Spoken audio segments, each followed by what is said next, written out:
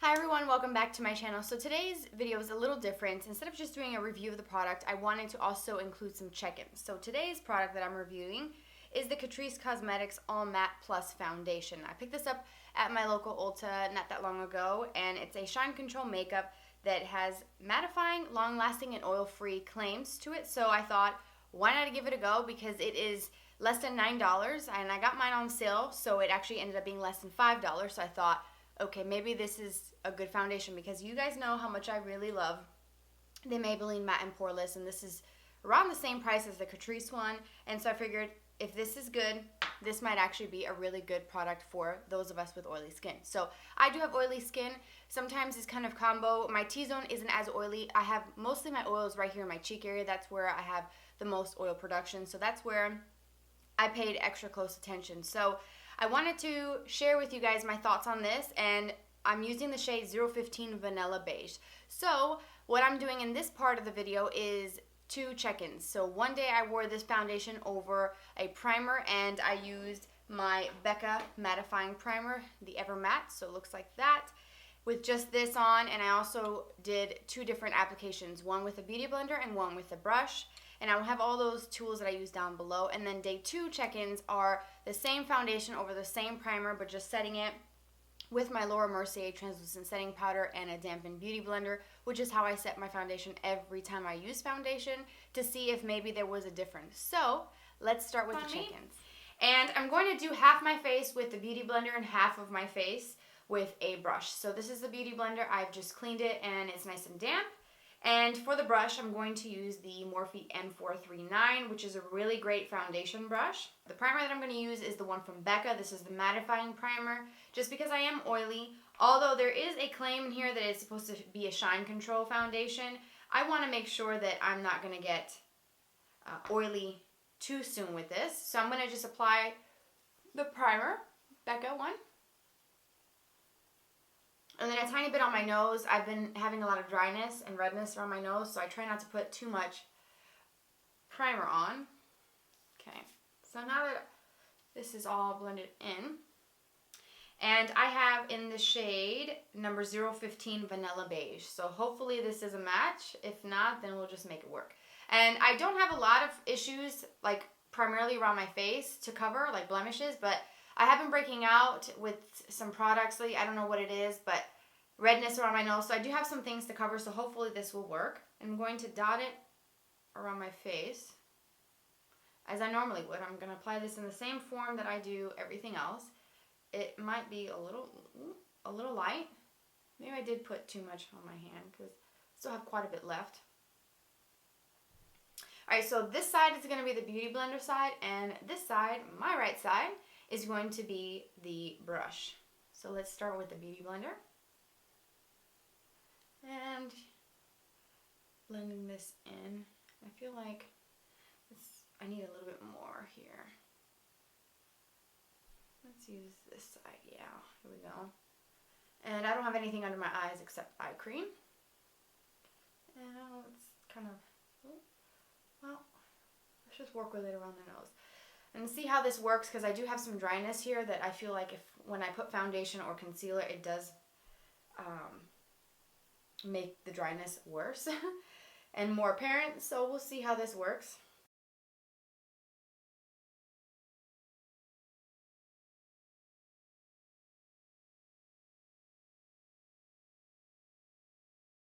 And I'm picking up a little bit more because I do feel like I need some extra coverage around my chin. Okay, now let's go in with the Morphe brush and blend this in, this side. And I should probably have my mirror a little closer. But I feel like so far it's blending in quite nicely. And I don't really smell anything, which is another good thing. I don't like my foundations to have too much fragrance, and you know, fragrance and makeup and skincare is not really, oops, got a little bit on the beauty blender side. Fragrance is not too good for your skin anyways. Okay, so I did end up using pretty much 2 full pumps for my entire face. Now, so just looking a little bit closer to my skin, I do feel like it gave me a pretty good coverage. I do think I need to go in with some concealer here. Maybe using a color corrector first might help with that. I don't feel like it's too wet or tacky, which is nice. And it just looks like skin, which is another good thing. So far, I'm really enjoying how this is blending out pretty quickly and easily. And it's not really clinging to the dryness. And it could be because I applied moisturizer prior to filming. Now let's go ahead and add a little bit more and see how this is going to layer up.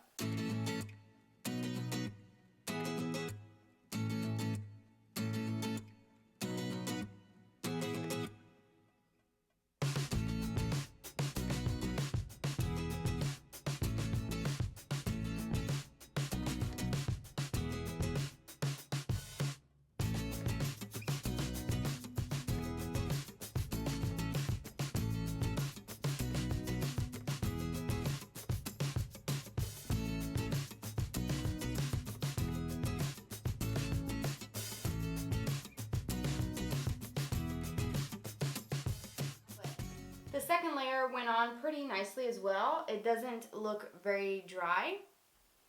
It's not a flat matte look. There's a bit of a sort of satiny feel to this.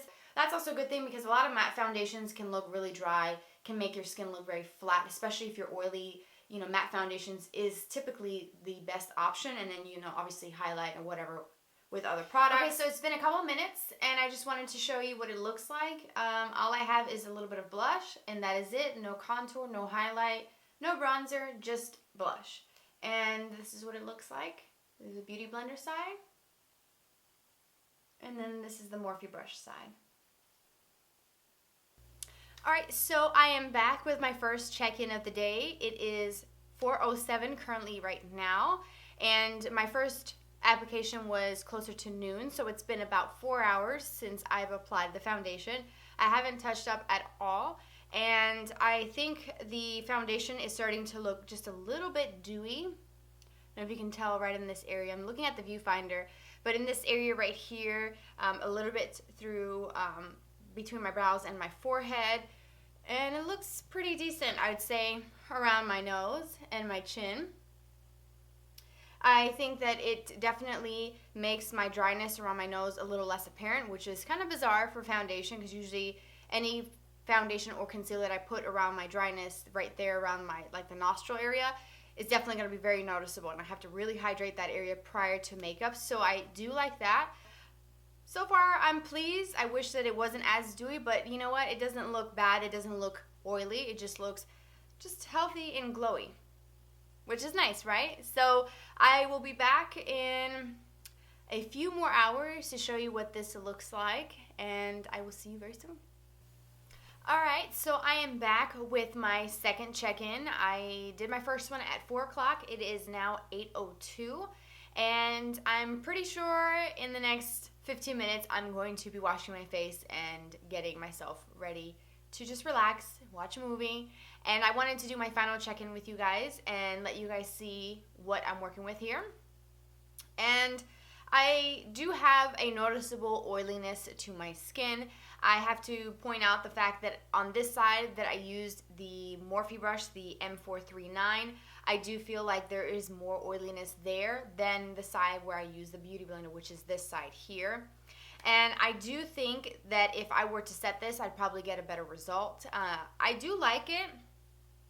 I just feel like I need to blot. I'm at that point where obviously you can see the oil. So I do feel like it's time for me to blot. If I was going to touch up or something like that, use those blotting sheets, like the Mally Evercolor Poreless Face Defender. It's like a clear, solid gel type product that I like. I would be using something like that at this point.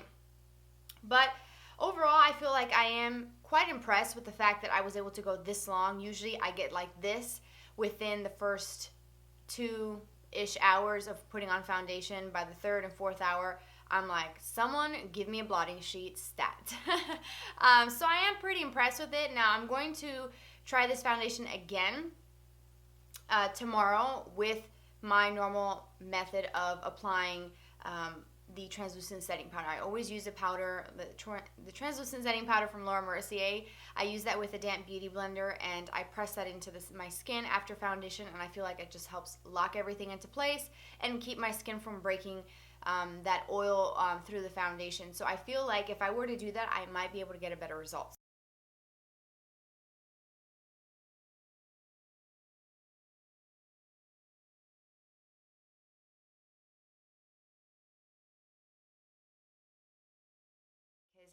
The clips that you saw prior to today was yesterday, and it was just the foundation over the primer, and today I have set the foundation. And I do think that this side is just very lightly kind of dewy, looks like my skin, doesn't look like I need to blot, where this side just looks a little bit more shiny, and I feel like very soon I'm going to be needing to blot this side or touch up this side with some powder. But it's doing really well in my forehead. On my chin is doing great. I do have some highlight on my nose. That's not oiliness. So I do think that it's working well in my T-zone and this side. So I'm leaning towards Beauty Blender and setting it. So we will see when I do my check-in. I did my second check-in yesterday at 8 o'clock, which I might do that this time around, or it might be a little sooner, a little later, but I will keep you guys posted. So let's see how this goes for another couple hours. All right, I am back for my final check-in today, day 2, and it is 8:12. So it's been a couple hours since my last check-in at 3 o'clock, and this is the result. Kind of oily. I need to blot. But I do think that it's pretty good. I mean, I put this on at 11 o'clock this morning, so it's been about 9 hours that I've had this on, and I guess I'm pretty impressed with it at this point. Maybe with a little bit more powder on top, I could get a little bit longer. I wouldn't say that you could get the whole 18 or up to 18. I think for me, I can get I would say about a good 6 hours, and then after that, it starts to get to the point where it's oily and I need to blot. And just to remind you, this is the side that I use the Morphe M439 brush, so my right side, and my left side was with the damp beauty blender.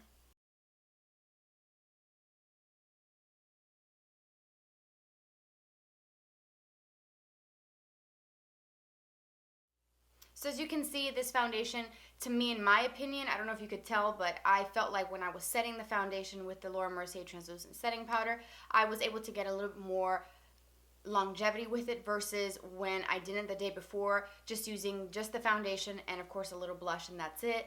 I didn't think that it was very long wearing. I felt like the long lasting claim really didn't apply on the first day. So I think for me, if I'm going to continue to use this, I do think that I'm going to continue to set it with the translucent setting powder. Now, the reason why I do translucent setting powder is because I don't want to put too many layers of product on my skin. I like to keep everything pretty natural, and translucent powders are a little bit more lightweight versus packing on a powder foundation that has so much pigment and is going to end up looking heavy and very cakey, and that's the opposite effect that anybody wants for their foundation. So I do think that this is pretty good for those who are combo, maybe slightly oily. If you are very oily, even using a primer like the Ever Matte, I do feel like my oiliness, especially here in the cheek area, definitely broke through the foundation pretty quickly. I would say, I don't know, between the 4 to 6 hour mark, and it just, I guess, depends on your skin type.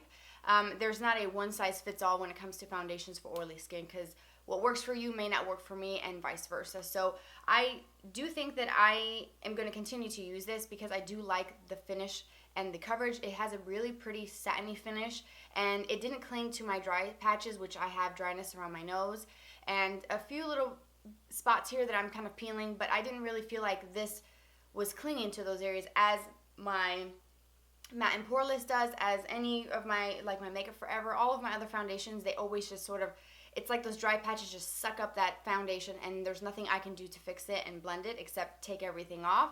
So I was very impressed that this did not cling to it. I do love the finish of it.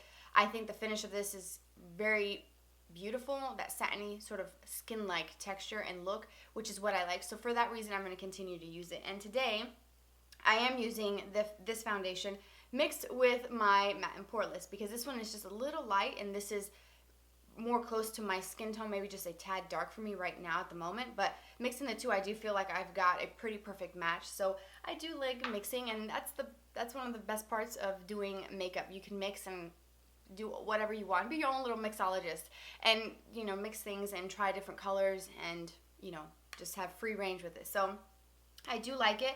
I do think that I was able to get a longer wear when I was using my damp beauty blender versus using the Morphe M439.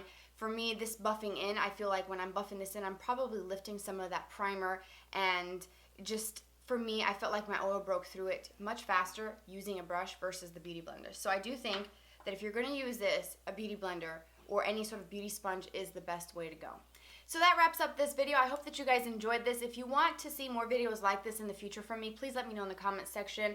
You can also let me know by liking and thumbsing up the video. Also, if you haven't subscribed, please do so. Please join my YouTube family. You guys know how much you guys mean to me. You guys mean the world. So I hope that you found it helpful. If you have tried this, please leave your feedback down below because I want to know, and you might help someone else out as well. And if you have any recommendations for foundations for combo oily skin, please, by all means, share that with me because I would like to know that as well. Thank you for spending some of your day with me here today. Don't forget to follow me on Twitter, Instagram, Snapchat. It's down below, and have a fabulous day.